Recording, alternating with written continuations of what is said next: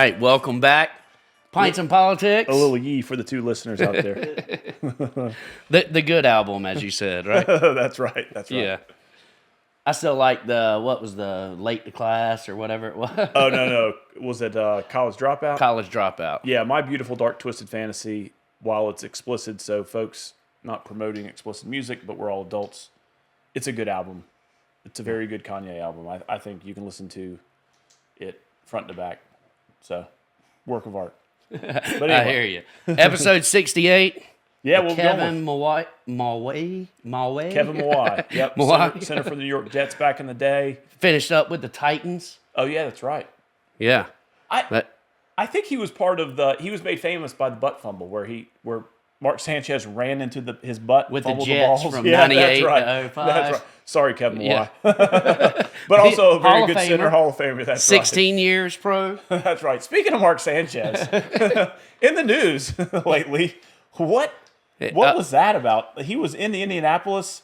Reports are maybe a little intoxicated, got some DoorDash. Maybe the order was wrong. Maybe he had some extra cheese on his Whopper. Ends up getting in an altercation with the delivery driver. Gives a whole new meaning to Dirty Sanchez. I mean, hopefully he's okay. I think he was in critical, but now he's in stable condition. Yeah. But I guess the driver stabbed him. I don't have a clue, man. I've been out of it for 3 days. And I can only imagine. I mean, Sanchez, NFL quarterback. So, 6'4", 6'5", big dude, athletic. I'm thinking the DoorDash guy probably didn't have a chance, so he pulled out pepper spray and a weapon. Yeah. And got the best of a drunk Mark Sanchez. But hope he got a guy my size trying to recovers. But troubling news: the investigation is ongoing into Mark Sanchez. So I think that might hurt his commentating. Yeah, his broadcasting career. Yeah, for sure. Man, what's been going on with your week? I know we do have some news that we talked about the last time we got together. Troubling news that all started back last year with the South Carolina Freedom Caucus founder. Yep. He accepted a. Oh, speaking of Diddy only got what, like 5 years? Yeah. 5 years, something like that. That's wild, man. All the stuff that came out about him and told him to spend a little over 4 years, 50 months. And I don't know if that's parolable like before then either. I didn't read all into that article, but I don't know.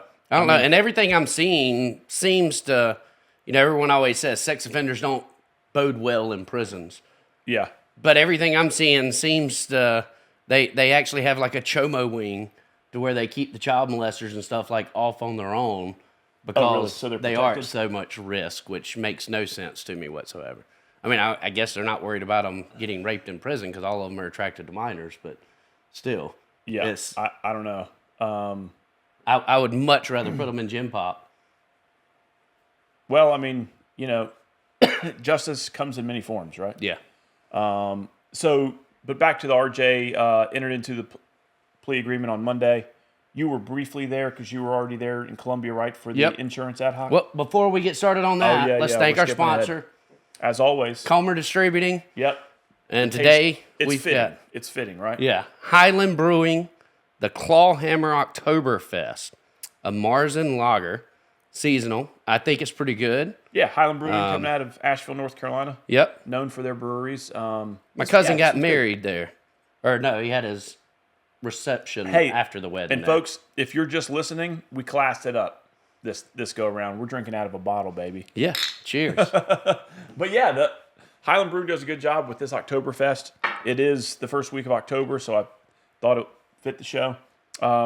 Yeah. What is that like? That's just a good beer. It's a good October beer. It's got a good roasted sort of nutty flavor. I'm overcoming COVID, so the taste buds aren't quite picking up all those hints. I tell you, the male species will never mature. Okay. Yeah. So anyway. Yeah. So RJ entered to the plea agreement. That sentencing will be in January. I don't know what the hell takes so long. When I saw that, like mid-January, I'm like, let's get on with it. Yeah. So the point is as they were going through it, there were 63 individual Victims. Yep. That are known, right? Some in this country, some not in this country. Right. So I had the insurance rate ad hoc committee, left it, went immediately to this before I had another meeting at 2:30 I had to jump on. Gotcha. With my son's school. So I was only there for 30 minutes listening, but the judge was saying that they want the prosecutors to get a hold of each victim to make sure that they are aware, because he will have to make payments, forget what the restitution to each one of those victims. And she wanted to make sure that they've got time to do that. As far as October, I mean, you think about it, we got November with a holiday, then you got December with a week and a holiday. Yeah. So it's not that far away, but they won't, and the prosecutors have reached out to some of them, but not all of them yet. Okay. So they want to make sure that they get a chance to notify all victims. Yeah. And I thought it was telling his wife was not there. His parents were there. His parents were there. But the wife and the children were not. Like I walked in kind of late, right before it started. The person that is handling the case against RJ, U.S. Attorney, I guess you'd call it, Deputy U.S. Attorney. Yeah. Elliot Daniels is also the person handling Gavin's case. Oh, that's right. I remember him. So whenever I walked in, he stepped back to kind of let me know what to expect as far as how long things would be, that there was a plea that was going to come up, which I'd kind of read that in the newspapers to begin with. Yep. And, of course, Brian Sterling, who is the U.S. Attorney, which we knew from working at the State House, who was over the prison system. He's the one who brought up the problems that we have with cell phones in prisons. Yeah, and the jamming and fighting FCC this for years. And just that battle between Yeah. Right. Good guy. That was Trump's appointment. The case was originally brought under April Adair Burrows, which was a Biden appointment. In comes Sterling to handle the rest of this case. RJ pled the things that I was most shocked about. So I didn't know that there was a previous plea deal offered. So out of the 10 cases, RJ was evidently offered, if he did not proceed with his motion to, I guess, discredit the Homeland Security officer. So let me speak that in a minute. Prior to filing some motions to get, I think he had two motions. One to toss the search warrant, which would then take all the evidence seized in the search of his home back in, June? Or no, August, whenever August, it was. Yeah. That would then throw all that out. And so I think federal prosecutor said, hey, prior to that, if we go ahead and settle now. Yeah, then they were offering him 3. He only had to plead to 3 accounts. 3 counts of the 10 that they were originally charging him with. Now, granted, like we said, 62 individual victims. They only brought 10 charges, and they only brought those 10 charges through one app. Right. And that was through that Kick app. And that's because it's an American company. It's easy to get information instead of trying to deal with an international company and gathering more information. And I'm sure so that he could have been charged for countless an outrageous amount. Well, and that's another thing too. And on one side of it, you want to bring justice for the victims, but you also want to bring justice efficiently and expedite it, right? You want to get that predator off the streets. Right. And so just putting yourself in the shoes of a federal prosecutor or just in law enforcement in general, they're trying to do both. Well, and striking that balance. Each one of those charges are carrying significant charges. Number one, he'll always be a registered sex offender. Yeah. There's no chance for parole. It's 5 to 25 per count. Now they run concurrent, but the judge can make them consecutive as opposed to being concurrent. Right. And we had this discussion Friday night. Oh, yeah, right. Kind of off the mic discussing. I was trying to explain to Heath, and he's like, he thinks I don't know what that means. Well, so I had to get some clarification. Yeah. I think when I went to the original, his original, whatever the hell, because again, we're not attorneys, when he got brought in, when he first got arrested. Arraignment. When he got arraigned, I remember the federal prosecutor who was there in court that day saying that this realistically looked like a 20-year sentence. And so that's why when he entered into this plea agreement with 5, and each count can bring 5 to 20, it may, ultimately end up that RJ May comes away with a 25-year sentence, which he's 40 something now? I think he's 38. Okay. Which I was shocked. I thought he was at least my age. So he'll be, close to 60 or a little over 60 by the time he does get out. If he gets out. That's if they just gave him the 25-year charge. Now, the judge can choose to make it consecutive. So he could be looking at, with 5 charges, 100 years in prison. Yeah. And so, it's just wild. That's the max. Right. You and I have talked about this in talking about the South Carolina Freedom Caucus founder. It's just wild to think that he was elected in 2020, and by 2020, we come in 2023 because we got elected in November of 22. Within 2 years, and folks, let's you behind the curtain a little bit. RJ was in the Republican caucus his first term, and angled for leadership position. Yeah. He did not get that. And due to that fact, this narcissist started the South Carolina Freedom Caucus and convinced 10, 12 other members to follow him. And that speaks to whether, and again, it's in a notorious type of light. Well, didn't they start off our freshman year with like 17? I don't know. I'm just saying prior to our election. So yeah. Then you ended up having Bobby come back, Patrick come back. Yep, because he's running campaigns is what I'm saying. Yeah. Like he is running as... But that was the only thing that they had a problem with. And so it's funny that... And we even worked out with Adam Morgan, changing the language to say it, campaigning for profit. So the only person that would have been excluded would have been RJ if he is going to continue to run campaigns from the House floor. Yep. And yet, Adam Morgan blew that off. And so Anna Wilder over at the State Paper actually wrote an article about just and again, I'm using a term I would call a superpower. Again, it's a villain superpower. But RJ was a smart guy. He knew the game of politics, and he knew how to manipulate other, moderately intelligent people. And what is now happening to the Freedom Caucus is yet to be determined. The jury's out, right? Because the brand has obviously taken a hit because of all of the events that led to RJ's... the Pedo protecting plea agreement. I don't really know. And again, you say that...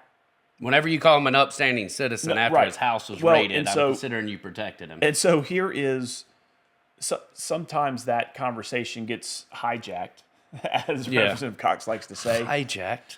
And you and I always had a problem with the response to information, right? So when his house got raided and the unit of which helped support SLED in providing the search warrant, searching his house, all the seizing of the devices, it spelled out what they were looking for. Right. Yeah. It gave you some parameters of what they were looking into. Right. And remember, immediately, some of the Freedom Caucus members, again, offline, told us, RJ already told us they're trumping up. This is lawfare. Weapons. This is like what Biden did to Trump. Yeah. It's trumped up weapons charges. You know what I mean?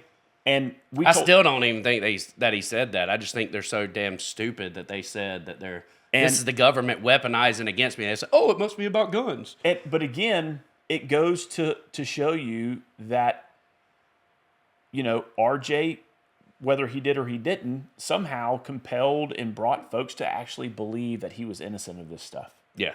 You know what I mean? I mean, I can tell you, and that's a book in itself. I did not speak a word to RJ this entire session. No. And I had, the closest thing I came to was where we had to pick seats before we started, and I was standing over there, and my option was in front of him, and I said, I'm not sitting there a pedophile. Yeah. Oh, yeah, man. I mean, that was before we even started this year. Yeah. So everyone knew how I felt. Well, and trust me, every time I went to go smoke, I had to walk past him. And every time I did, his face was looking down at the And folks, I don't expect you to do it, but you can do it. you can go back and look at House video, and you can see all the folks sitting around him. Yeah. You can see the current Freedom Caucus members. And the freshman members that didn't get a chance to choose. Yeah. And so I'm curious to see what the Freedom Caucus does. Do they rebrand? Because obviously the South Carolina Freedom Caucus, I do believe, is tarnished. I mean, up until the last day, while I'm sitting there arguing about the budget, that's the reason I brought that up. Yeah. Is you got Freedom Caucus members sitting there conversing with RJ. Yeah. And as we're talking about the budget. And I'm like, some of y'all can just sit with a pedophile. Yeah, I know. Yeah, you and y'all want to make a big deal about this. You did have it by the end of it. But, and again, so there was a lot of things that came out that spun off of the RJ arrest. We did have the online protections for children that most of them voted against, which shocked me. And you brought up the fact of big tech has been funding the Young Americans for Liberty and American Action Fund. Yeah. And kind of become their hit piece. Yeah. And now it recently announced, Meta has now announced that they have 3 PACs, 3 super PACs. Yeah. Putting in over $1 million apiece in state races. So here we come. Maybe it was $100 million. I'd have to look that up. So going into an election season, it's going to be interesting. We already have had, early entries into the governor's race. It looks like there's still 5 wide. Whether it's a 4-horse. I haven't heard much from Josh. Me neither. But here in local news, folks, our filing period for state house races will be in March, and we just recently had someone have a campaign kickoff. Did I understand that right? Elizabeth Inns, up in Fort Mill. Yes. So, folks, if you haven't heard us talk about this candidate, she originally $100 million. They're putting into super PAC Meta. Sorry. Wow. Not $1 million. $100 million. Okay. So, the Empire Strikes Back. Third time's a charm. Inns was your opponent back in 22. That RJ ran her campaign. Yep, was her campaign manager. And there was, and I'm still convinced to this day, like everyone always asks me, what is my biggest problem with Elizabeth Inns? I had a problem to begin with because I had discernment. I don't get instant discernment with people too often. I had instant discernment with her. What do you mean? Meaning, like, you just get this gut feeling like something ain't right. This person's not authentic. This person is fake for self-gain, right? So just your first intro. I have other friends that say, oh, no, she's a wonderful woman and all these other things. And I'm like, okay, but I'm just kind of standoffish. Yeah. Just kind of watching it, right? As we got into the campaign, my gut proved to be right as the tactics were being spread throughout the campaign. Now, RJ's running their campaign. Mm-hmm. And you would think, okay, so, and I'm still convinced to this day that some of the rumors and stuff that were started by that campaign against Gavin played a role whenever Gavin decided to take his life to begin with. So as far as I'm concerned, I would happily give up my seat to ensure she never gets a seat. Yeah, well. I don't want her representing anything to do with South Carolina. Correct. So she ran for that seat, District 48. She ran for 48. Lost. And raised, and it was one of the most biggest fundraisings that's ever happened in a state race, and still lost. And most of it was out of the district. Yeah. Like 93% came from outside of the district. Yeah. And so then... but everything that she does, I mean, she works for a church. Like, the father's the pastor, husband's on payroll, she's on payroll, brother's on payroll. Yeah. Like, all of that's nonprofit. Then she's got a few nonprofits that she set up herself. And then she's got politics. So, I mean, there's no shape or form is she paying taxes on any of this stuff. Well, look, I think my reservation is when she insists on being called Dr. Elizabeth Inns. Okay? Well, that's a whole nother thing. And look, it's simple for me. If you're on an airplane and someone says, I need a doctor, if you can't stand up and go to that person and give them medical aid, I'm not calling you a doctor. Well, it's that simple. But I will still call someone a doctor that is an education, that has put in the years and everything else. But if it's online... I'm calling you Mr. or Mrs. I mean, I still have that trouble. Or Professor. Yeah, and if you ever want me to call you doctor, the last thing you need to do is tell me doctor. Because I will ensure that I never include those words. Back to this local race. She then ran for the Fort Mill seat. She saw Ray Felder was going to retire. So she moved up to where her church was. Yep. And I even said it during my race, like, hey, all of your money's coming from out there. Yeah. Like, why are you even trying to represent this district?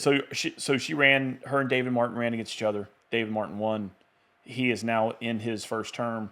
She came out, yesterday or the day before? Yes. Had a little campaign kickoff. She is planning to run again. Yes. So announce it again. And I'm very shocked to see some people like, David O'Neill, I would assume, because it's Freedom Caucus first. It's Caucus above Cause. And I like David, but he's always going to support Caucus first. Yeah. And then you had, and I don't want to say Tom Audette endorsed her, but Tom's wife endorsed her. I'm sure Jackie will endorse her as well, but I can assure you that, you better make sure you got somebody good against me because I'll spend all of my time. And folks, here's another thing too, is this is where primary elections are vitally important because the folks in this class of who are supporting an Elizabeth Enns, folks, they have committed themselves to this cause that is trying to get someone elected. And when you have partisans who... Whenever you've got a church that had a sermon on how I was the Antichrist and she's the Savior, you might want to consider that might not be the church you want to go to. Maybe that's not a church. Yeah. So, folks, so all I'm saying is for the regular everyday Joes like me and Brandon who have jobs, have kids, and have priorities along with serving our districts, we need your participation. We need you to put up a yard sign for us. We need you to, at a minimum, get out and vote, tell 10 friends. Hell, send us $20, whatever. Yeah. You know what I mean? Or whoever your representative is or whoever your senator is. Not just next year for House elections, but in 2 years for Senate elections. And whatever you send me, send it to David Martin, too. Just go ahead and double it up. So it just seems that the election season keeps getting pushed up. Yeah. You know what I mean? No one, I would have never seen for a state house race, you're announcing in October. That is, what the hell is that, 9 months prior to the primary election? Whenever you've lost twice, you got to get your name out there a little bit more. I guess so. You got to do some rebranding. Got to overcome. But you know what's frustrating about that is David has been a very effective freshman. Yeah. Not just for his district, but for the municipality within his district. Oh yeah, man. And David's from there. He's born and raised there, right? So it's hard to find somebody that loves an area more than someone that's born and raised there. Yeah. So everyone can sit here and say, oh, don't play identity politics and all this other stuff. But then they're the first ones that say, oh, yeah, we're going to support her because she's a woman. But I'm telling you, no one is going to love an area more than someone that is born and raised there, raising their family there, chose never to leave. I also think he is, when I say a true representative, I don't mean in the House, but he is sort of that. He's not bending the knee to the Republican caucus. No. I just think he represents the community because he's been born and raised there. Yeah, you know what I mean? Well, it's like school choice is very popular on all these districts, but there in Fort Mill, it is not. Because they're the best. Right. They've got it down. And does he bend the knee, as people say, and just go with what the caucus is telling him to do? Yeah. Or does he represent his people? Correct. He chose to represent his people. Yeah, correct. And so that's why I see him being successful, right? Yeah. I think the proven track record that Enns is a typical politician. Grifter? What's the other one? Carpetbagger? Folks, when you are seeking dishonest, office, two-time loser, how many adjectives do you want? It seems like she is seeking the office to seek the power and authority. Yes. Not to serve 40,000 folks. Seeking it for themselves. Right. As opposed to truly serving. And again, because I'll be honest, even with my distaste for Elizabeth, she does a great job with organizing the students' groups. Yeah. She does a great job with getting people involved. Yep. The problem is she's only doing it just to promote herself, in my opinion. Yeah. And so, again, that's why you just got to, folks, do your homework on the candidates. And I'll bring up a personal anecdote. Wes has announced he's running for U.S. Congress here in the 5th Congressional District. Mm-hmm. That has led wild speculation that, and I get phone calls, hey, you're going to run for Wes's seat, because Wes and I are friends and blah, blah, blah, blah, blah. And I always tell people, we'll see. And everyone's like, no, your demeanor fits the Senate. It'd be better for you to serve in the Senate and all this kind of stuff. No one's ever told me my demeanor fits the Senate. And I'm always like, guys, why would I go over to the Senate? And it's, well, because you're one of 46, you'll have more power and authority. And I'm like, yeah, I don't care about that. Yeah. I just don't care about, the only thing that appeals to me is that being one of 46, you can make more of a positive impact for whatever I'm passionate about, or if you were to even run for that seat, whatever you're passionate about, right? And so that's what I think normal common sense folks getting into public service ask a lot, right? Is how can I influence, how can I impact to make my district and the state as a whole better, right? Right. And so I don't see... That's the way it should be. I don't see, as you say, Dr. N's in it for that, but jury's out. We'll give her a little bit of grace. You can. So let's talk about a couple of just cultural things that I wanted to mention in this weekend review. What did you think about the sombrero memes? I loved it. My favorite one was the picture of Jordan Pace wearing the sombrero with the mustache. Like, it was just hard to... So I was talking to someone who I would say is iffy on Trump, okay? Is I would say a Republican, just maybe not a huge Trump fan. And, they were like, isn't this beneath the office of the president and all these things? And I said, okay, can it both be true? Can't they be funny as hell? And yes, maybe it's beneath the office of the presidency.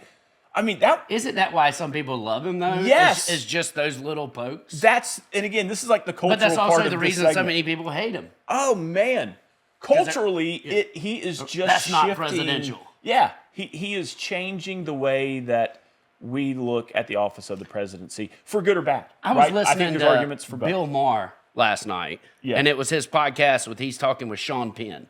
Yeah. And Sean Penn absolutely hates Trump, will 100%. Not meet with him. And Bill Maher was giving the example. He said, maybe, just maybe, the person that I met behind doors is the real Trump. And he's pretending to be this dumbass that you see on national television.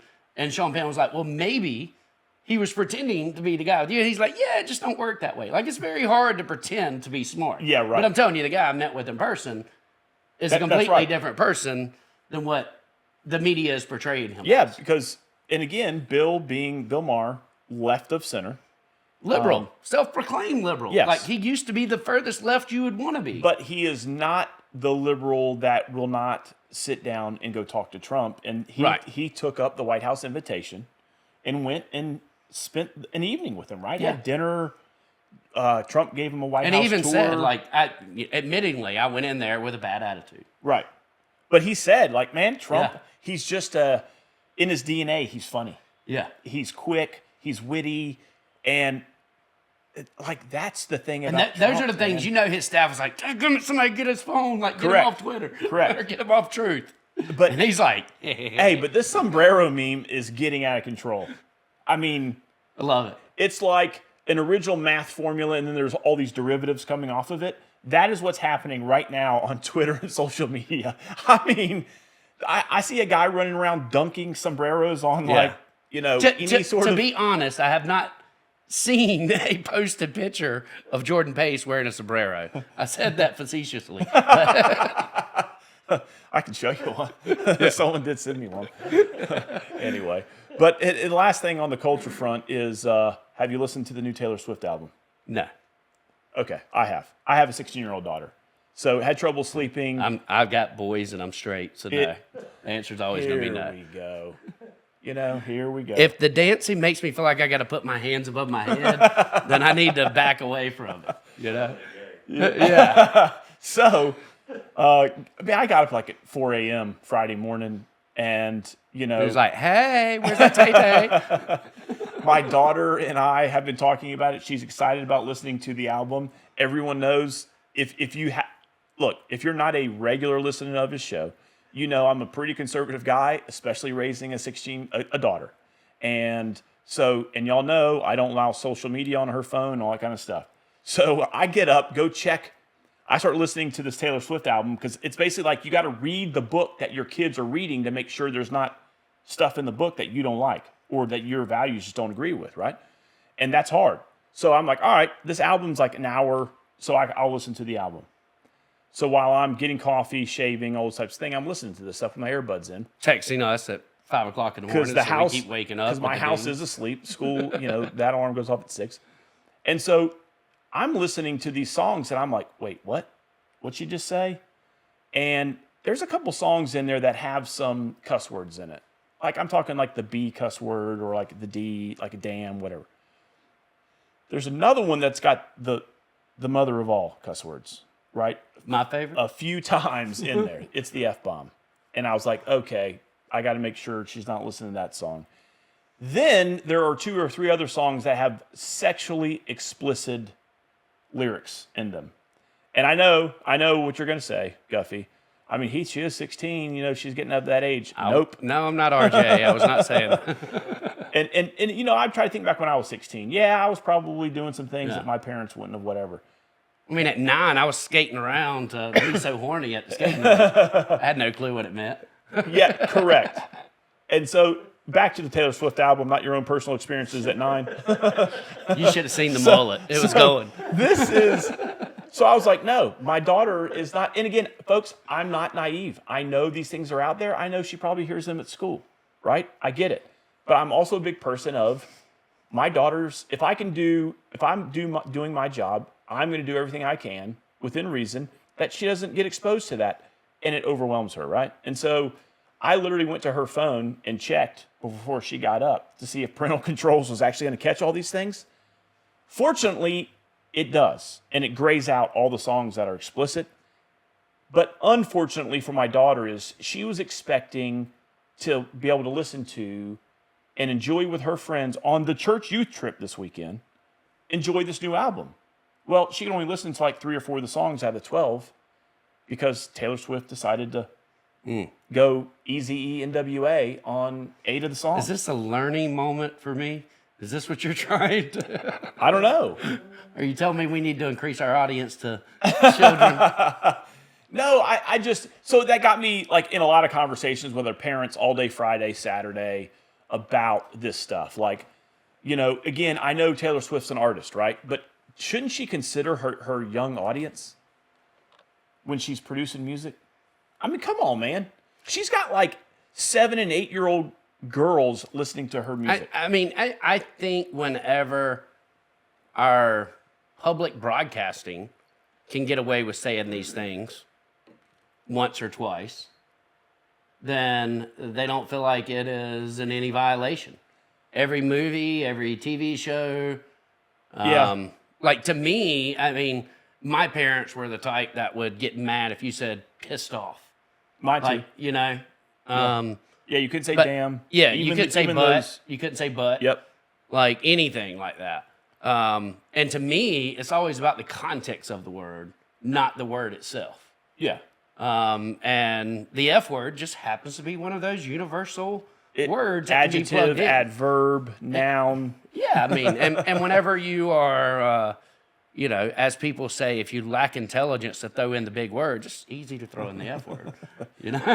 And thus, we have Brandon Guffey's speech. I have not said that from the floor at the State House. I don't think you could, actually. I think you might get censored. I think you might make it turned off. It may. It may. But we can ask the speaker. But anyway, that was just some of like the personal stuff that I was like, these are good cultural questions to talk about. Like his parents talking about the Taylor Swift album, the sombrero, which was, I mean, all over. I don't know. this algorithm is like really honing in on the sombrero memes for me, but I think that's what it is. I did find them. It's kind of like whenever the Hawk Tua thing come out. That's all that you saw forever. All right, we'll be right back.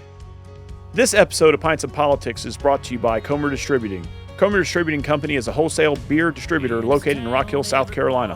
Founded in 1971, Comer is a family-owned business that distributes beer and other beverages to York, Chester, Fairfield, Lancaster, Kershaw, Lexington, and Richland counties.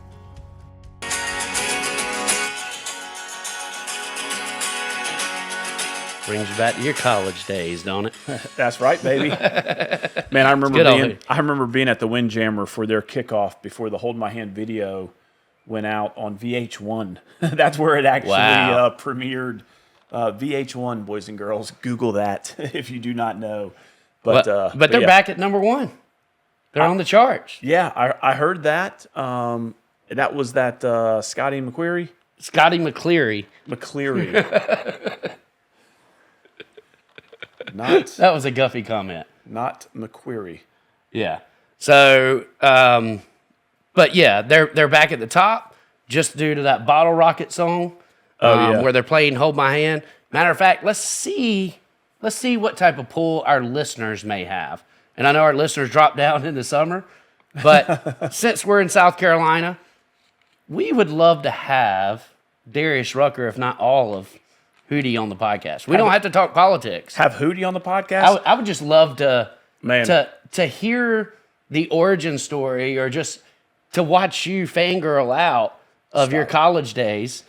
Hey, you may be onto something here, but I mean, growing up, and then wasn't Hootie? Don't give me Marshall Tucker Band, Robbie Robbins. The old timers will tell you Marshall Tucker Band was like the first South Carolina band that hit it big. But I thought Driving and Crying. Hootie is in a class. Yeah, Hootie's all about right. Stuff. And Hootie and Blue Dogs, like they have they have their own following. Yeah, but between those two. But Hootie nationally, right? Maybe Blue Dogs regionally. Yeah. But Hootie definitely is the big South Carolina. Everyone knows Hootie, if not Darius Rucker from now his country music. But growing up as a high school, teenager, going to the Windjammer, fanboying as you call it, out, and then being able to see them live at MTV. Used to have an unplugged show. Yeah. They did a show on the Horseshoe, and because I was a student worker in our student affairs office as a freshman, the provost gave me 2 tickets, so I took my girlfriend. One of the best shows. Literally, that show introduced me to the artist known as Tom Waits. He's another great musician that I think Darius, or one of the band members, enjoyed his music back in the day. But if you are a Gamecock student back in those times, from time to time, you would run into Hootie and the gang around 5 Points, whether it was group therapy, whether it was bar none, and you would run into them, and they were just normal guys. Yeah. They had just been hitting it big. They hadn't gone, glam yet with personal security and, all those things that one gets to. But that you have to. They were still in blue jeans, flannel shirts, backwards hats, Love it. Staying out too late at bar none down in 5 Points. And so running into those guys, and they were always nice. They were always, they chatted up with you. They were never too big to just have a beer with you. I've never met them personally. Seen them whenever I was young. They came to Rock Hill, played at the Money. Really? Yeah, before they kind of blew up. Okay. But it's because their manager actually lived next door to my grandparents. Chip, who became their manager. Yep. He grew up next door, and I didn't know it until recently that all that kind of fit, but he's the one who was just like, hey, I think he said he heard him play at like Bar 101 and was like, hey, I want to focus on trying to do whatever I can to make you guys. So that's another cool thing about. And I think we got one of the members that actually lives in Rock Hill, from my understanding, as well. So we got ties. I'm about to say a lot around. So what we're talking about just with Hootie, that's closer to Hootie than I am to Kevin Bacon. That's the cool thing about South Carolina is. Right now, currently, we're still a small enough state where it seems like if you run into someone anywhere in the state, if you get to talking to them a little bit at a lunch counter or whatever, you'll figure out y'all know someone. You know what I mean? There's some 6 degrees to a common friend or a common So that's relative. what we're asking our listeners. If anyone can pull that out, I mean, that would be awesome. Anyone got the Hootie hookup? Yeah. Oh, I mean, and hey, if you do get a hold of them before the event on the 11th, the Less Than 3 fundraisers on the 11th. Yeah. So invite them out. If they show up and don't have a ticket, don't worry about it. We will let them in. Let's go ahead and talk about the event. Looking forward to Yes. that coming up this Saturday. That'll be our annual fundraiser. This year we are doing a Shickin For A Cause, is what we're calling it. We still have about 50 tickets available before we max out on the venue space, and we still have a few sponsorships. So if you can't come, you can still sponsor the event, get your logo shown throughout the screens. Whether it's ticket, whether it's sponsorship, it is fully tax deductible as well. Yeah. Because it is a nonprofit and it's for a good cause.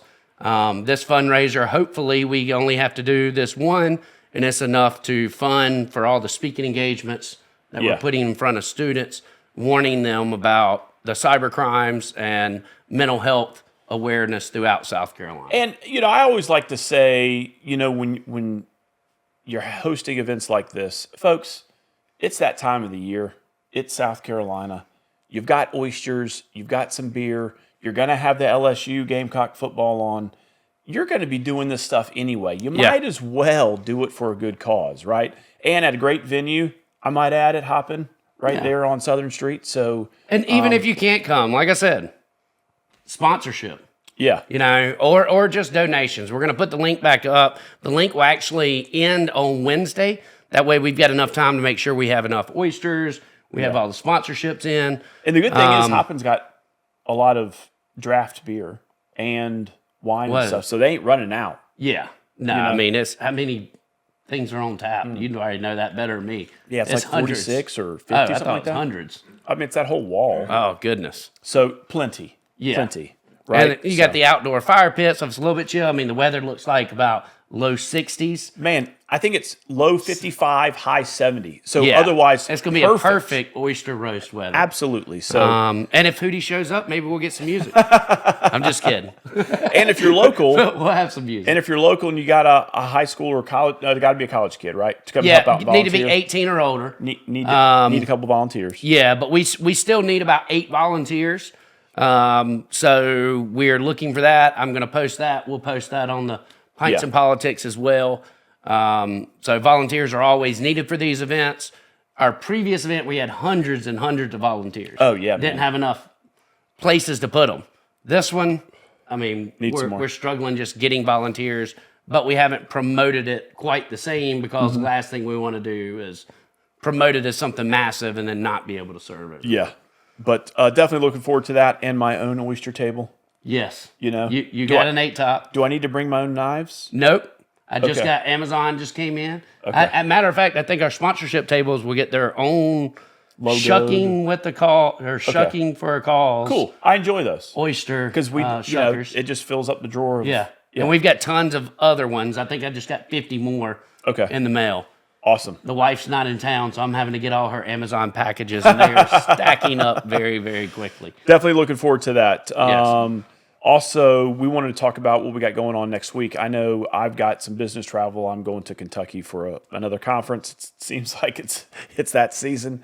It's storm season for you, so that does get busy. Yep. Right? Fortunately, we haven't had any major storms hit that we've responded to. So, and to be honest, we've just been blessed with work anyway.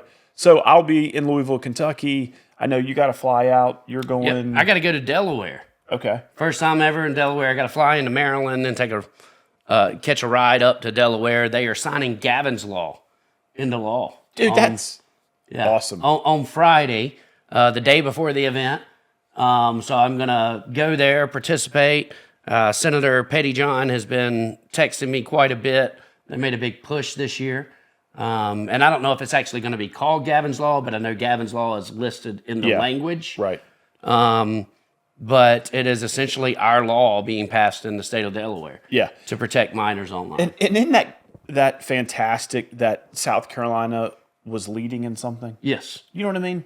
Like that's great. So safe travels for you. I also do have an op-ed going out in Fitz News this week. I think Will is dropping that tomorrow. This is basically He kept this from me. This, I feel like he's been cheating on me. I don't even know what's going on here. No, this is in response to what happened late last year over here on Cherry Road with the Bud Man. Oh, yeah. It's already been reported on. I think the local Buddy news, Man. Yeah, the local news came down and just included some of my remarks in it. Will folks had reached out and said, would I be interested in doing an op-ed just in regarding to that? How does the state respond? And I look forward to that being out, I think, tomorrow. And we can share that on our channels, just why we have to act now. These hemp drinks, is sort of in this. There's no regulation. Yeah, right. Even the pro-marijuana people, pro-medicinal people want regulations on these hemp products. And also, the folks who are investing in these products want unknowns known, right? They don't want to end up with a bunch of liability. They want to be regulated. They want to know what the rules are so they can then adjust their businesses to it. So I had an opportunity to invest in, what do they call it? Was it K2? I think it's what became like Kraton way back in the day. And you didn't? Like 15 years ago. And I called a friend of mine that's good choice, Guffey. Yeah. I called a friend of mine that's a ear, nose, and throat doctor. I was asking him about it. He's like, yeah, I wouldn't just because of liability. Like, you don't know what this is going to cause. Yeah, right. Down the road. Well, it's just all of these emerging down the road products, not rows. Chemicals, THC drinks, seltz, all that stuff. It's just the varietals or all the alternatives that you can get.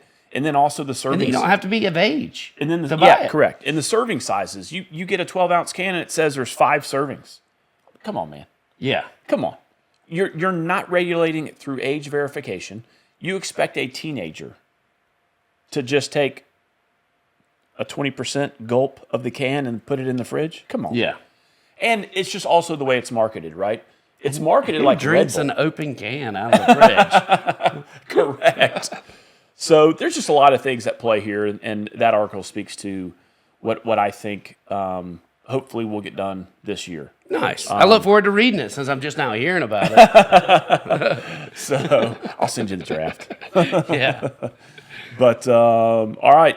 Well, we still got our football picks. Yeah, that's right. It is football season, and folks, I would like to say that we chose to do NFL picks this week because we missed yesterday. Just because I would love to say that we weren't all in different directions. Yeah. But we were. Yeah. And the only alternative to getting some picks up this week was to choose to go pro. So with the picks, I mean, if we are sports wagering, I'm probably sports wagering on pro more than I am college anyway. Yeah, so those picks are up and posted. Folks, picking the NFL is a different animal than picking college. It's pretty easy. Just go with the spread for the most part. Yeah, whatever. So Guffey's looking to be cleaning my clock this week. First game was the Raiders at the Colts. It looks like the Colts are up 40-3. Colts are the real deal. I took the Raiders, and they're getting their butts kicked. But tell them why.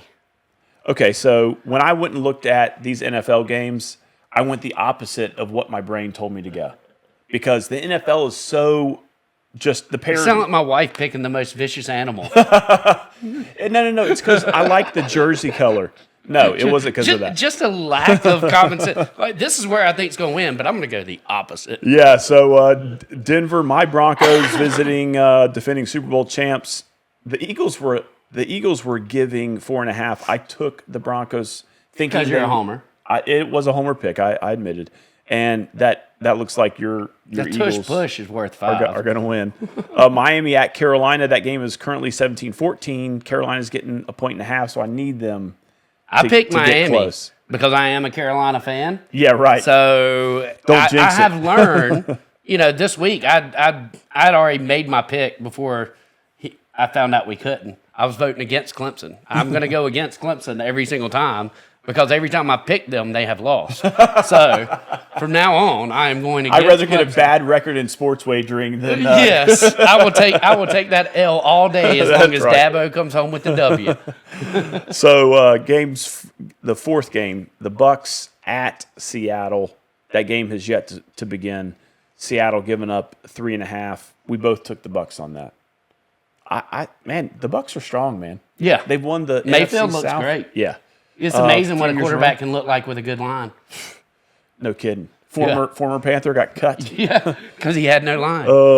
And then the last game, that's the Sunday night game, is the New England Patriots at Buffalo Bills. Both of us picked the Bills. The Bills Mafia Yeah. in full effect. That'll be an interesting game.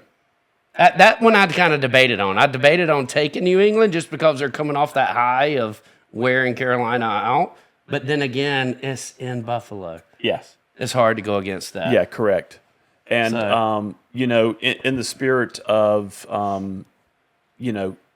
just humor and banter, when we were out by the fire pit last winter, you wore some like camo stuff, and I gave you a bunch of crap about it.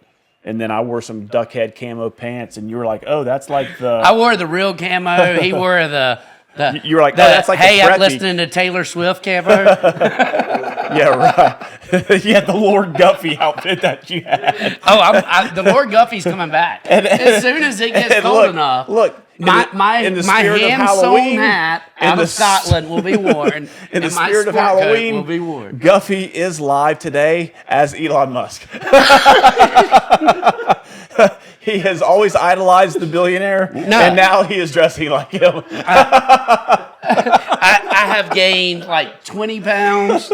So Black was slimming with a sport coat at church this morning. And I came straight from church, left the sport coat in the car. I was not trying to be the man in black. Oh, are those zip-up calf boots? Or is These this- These are the Tecovas, lizard skin. I think you're listening to the new Yeah. Tay-Tay album, baby. Nah, I doubt it. You are in them boots. Well, anyway, again, thanks to Comer Distributing for sponsoring yet again another episode. Man, they're troopers. Chip, we love you. Hey, speaking of sponsors, Yeah. I mean, we can use more sponsors. Yep. It allows us to do more. It allows us to get the message out more. Yep. The podcast is continuing to grow, even to my surprise in the off season. Yeah. Listens are going up. So be sure to like, follow, share. And subscribe. And subscribe, yes. Subscribe. YouTube, it blows me away. We only have like 50 subscribers on YouTube. Just subscribe to it. If you don't want to see it whenever it comes up, skip it. Whatever. Yeah, right. Just subscribe to it. Help a brother We need out. the subscriptions on the YouTube side. And many of you listen to it in the car on podcasts as we hear that quite often. So Yep. you're not watching it on YouTube. And if you would like to sponsor, give us a direct message. Pintsandpolitics.show. Yep, through the either email or through just messaging. Why don't we start keeping up with where is Facebook. getting the most listens and likes each week? So I think like right now, Apple is leading the charge of Spotify. Yep, it is. Shortly behind. That's right. But you can catch us on iHeart, catch us on YouTube, Apple, Spotify, anywhere where you can get your podcast. Yeah, and it's interesting looking at the analytics. We do have 20% of our listenership up here in the York County area, another 20 down in Columbia, and another 15 or so in the Charleston area. So just interesting to see where it's hitting, where it's being listened to. So I mean, and imagine if one of our listeners really does have that pull and get a hold of Darius or Hootie and the Blowfish and have them come on. Imagine what it could do for the podcast. there you go. We'll see. Yeah. So again, thanks for the support. Thanks for listening, and we'll see you next time. Elon out.